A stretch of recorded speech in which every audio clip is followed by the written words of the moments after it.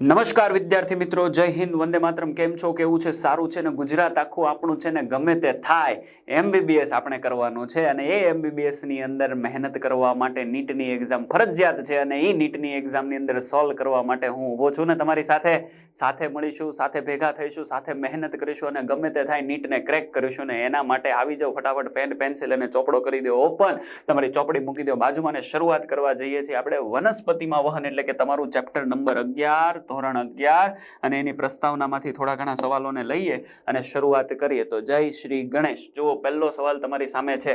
વનસ્પતિમાં વહનની બાબતે અસંગત ખાલી જગ્યા છે. જુઓ, સંગત અસંગતના ઘણા બધા ક્વેશ્ચન આવશે, તમારે પ્રિપેર રહેવાનું છે એને સમજવા માટે. તો અહીંયા લખે છે વનસ્પતિમાં વહનની બાબતે અસંગત શું છે? પહેલું, વનસ્પતિઓ અને પ્રાણીઓની સાપેક્ષે વધારે દૂર સુધી અણુઓને લઈ જવાની જરૂરિયાત હોય છે. એટલે કે વનસ્પતિ જે હોય છે એ પ્રાણીઓની સાપેક્ષે અણુઓ, એટલે હું તમને કહું H2O અને ખોરાક, તો એને પોતાના એક સ્થાનથી એટલે મૂળથી લઈને એના શરીરના અન્ય ભાગ, ઉદાહરણ તરીકે પર્ણ સુધી શું કરવું પડે? વહન કરવું પડે ને. તો એનો મતલબ એને વધારે દૂર સુધી અણુને લઈ જવાની જરૂરિયાત હોય છે. તો આ સેન્ટેન્સ આપણને સાચું લાગે છે. વનસ્પતિઓમાં પરિવહન તંત્ર આવેલું છે. જો કોઈ પણ જગ્યાએ આપણી એનસીઆરટીમાં પરિવહન તંત્ર વનસ્પતિ સાથે સાંકળેલું નથી, એટલે આ સેન્ટેન્સ આપણા માટે ખોટું. પણ બીજા બે સેન્ટેન્સની શ્યોરિટી હોય તો જ આગળ વધવાનું. જો મૂળ દ્વારા શોષાયેલ પાણી વનસ્પતિઓના બધા ભાગો સુધી પહોંચે છે, જે વૃદ્ધિ પામતા પ્રકાંડના અગ્રભાગ સુધી પણ વહન પમાડે છે. વાત સાચી છે, કેમ કે પાણી તો હંમેશા ક્યાંથી શોષાશે?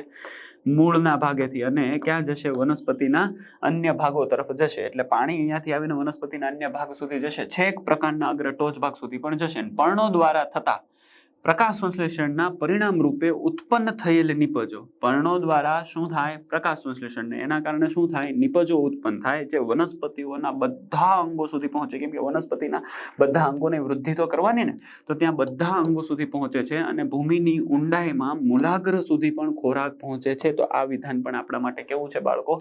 સાચું છે. એનો મતલબ આપણા માટે આન્સર કયો બનશે? તો આન્સર છે આપણા માટે બી. ઓકે બાળકો, નેક્સ્ટ ક્વેશ્ચન પર જઈએ આપણે. જો બીજો ક્વેશ્ચન, નીચેનામાંથી કયા ઘટકો વનસ્પતિની અંદર વહન પામે છે? શું પાણી એ વનસ્પતિની અંદર વહન પામે?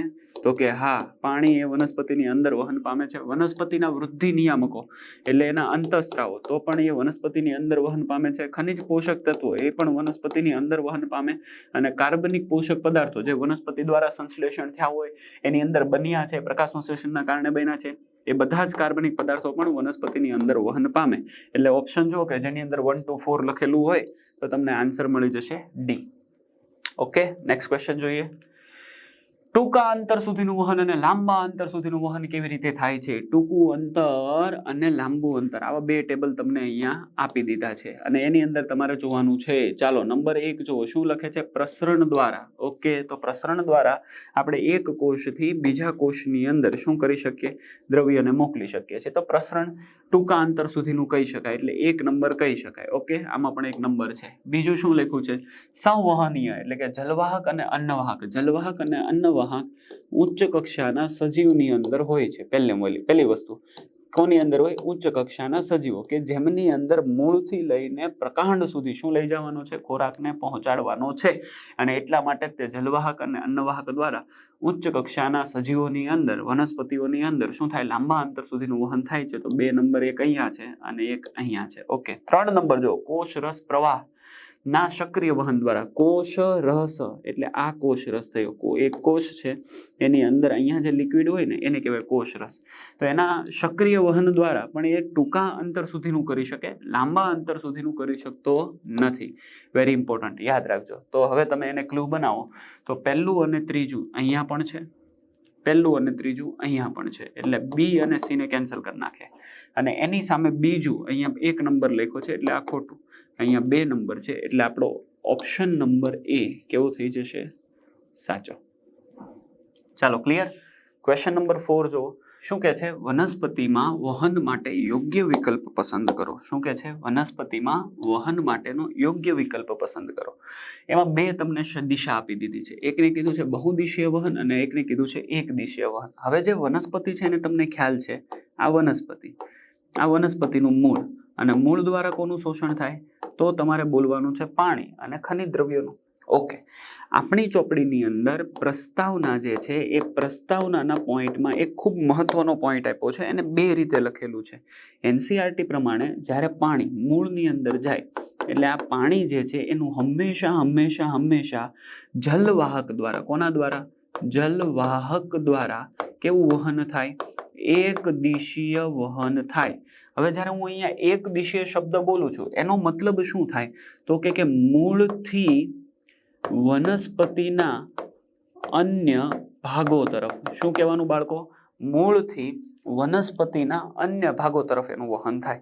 આટલી મારી વાત ક્લિયર થઈ ગઈ. હવે આની સાથે બીજી વસ્તુ કે આ મૂળથી વનસ્પતિના અન્ય ભાગ સાથે પાણી તો જાય, પણ પાણી સાથે એમની અંદર કોણ જાય? તો કે પાણી વત્તા આપણી ચોપડીની અંદર લખેલા શબ્દ પ્રમાણે ખનિજ પોષક તત્વ. જો આ શબ્દ આવે, ખનિજ પોષક તત્વ આવે, તો તમારે જવાબમાં લખવાનું છે એક દિશીય. શું લખવાનું છે? એક દિશીય. ક્લિયર થઈ ગયું અહીંયા સુધી? આના સિવાય જ્યારે આપણે આગળ ભણ્યા અથવા થિયરીમાં મેં તમને વાત કરી તો પાણીની અંદર બીજું કોણ જાય? અંતઃસ્ત્રાવો પણ જાય. એનો મતલબ અંતઃસ્ત્રાવ અને પાણી જે છે એ એક દિશીય છે. અને ત્યાં એવું પણ લખેલું છે કે જ્યારે બહુદિશીયની વાત કરીએ તો ત્યાં શું લખ્યું છે? કાર્બનિક ઘટકો. શું લખ્યું છે? કાર્બનિક ઘટકો. અને એની સાથે અંડરલાઈન કરી દો, તમારી ચોપડીની અંદર તમને મળી જશે. પહેલો નહીં ને બીજો પેરેગ્રાફ ને એની અંદર લખેલી વાત છે, ત્યાં લખી દો કાર્બનિક ઘટકો અને ખનિજ તત્વો. જો ખનિજ તત્વો શબ્દ મળે તો તમારે એમાં ક્યાં જવાનું છે? બહુદિશીય.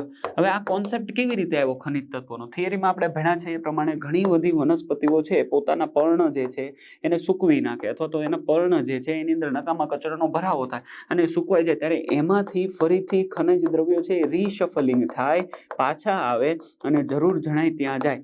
એને અનુરૂપ આપણે બોલ્યો છે ખનિજ તત્વોની દિશા કેવી કહેવાય? બહુદિશીય. એટલે એક કોન્સેપ્ટ આ પણ લાગે છે. હવે આના આધારે તમે નક્કી કરો કે બહુદિશીય વહન કયું અને એક દિશીય કયું. એટલે તમને આન્સર મળી જશે કે એક દિશીયની અંદર અંતઃસ્ત્રાવો અને પાણી, અને બહુદિશીયની અંદર કાર્બનિક ઘટકો અને ખનિજ તત્વોને લેવાના. એટલે તમારો ઓપ્શન નંબર 1 સાચો. ચાલો, ક્લિયર અહીંયા સુધી? નેક્સ્ટ ક્વેશ્ચન પર જઈએ.